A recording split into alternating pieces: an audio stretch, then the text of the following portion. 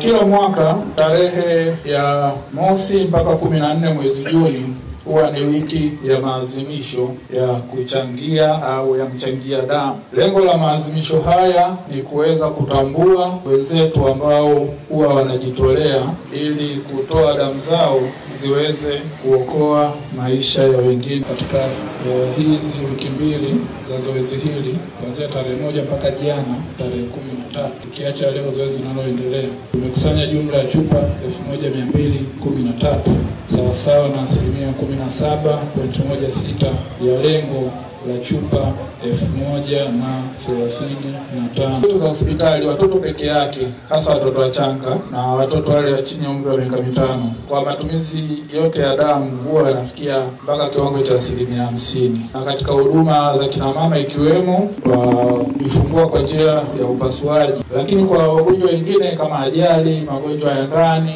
na magonjwa mengine, tuna asilimia iliyobaki ndio inakuwa hiyo ni 30.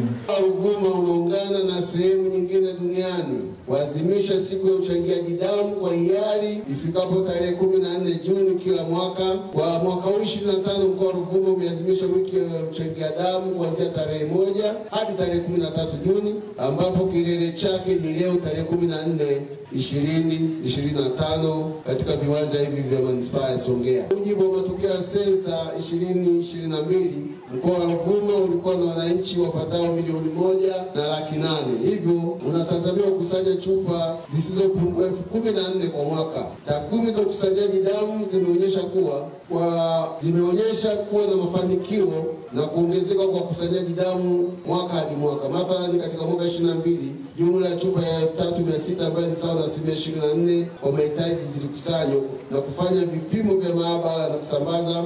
Idadi hii imeongezeka hadi kufikia chupa 12,278 sawa na 83% ya mahitaji kwa mwaka 2023. Aidha, mwaka 2024 mkoa ulikusanya chupa 7,016 ambayo ni sawa na 47.4% ya mahitaji yote ya mkoa wetu.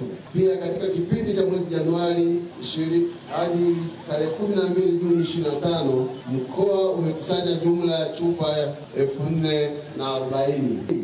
Waelekeza wananchi wa halmashauri zote za mkoa wa Ruvuma kuendelea kujitokeza kwa wingi katika kuchangia damu ili kuokoa maisha ya wenye uhitaji. Taasisi na mashirika mbalimbali ikiwemo vilabu mbalimbali vya michezo mjenge tabia ya kuchangia damu kwa hiari.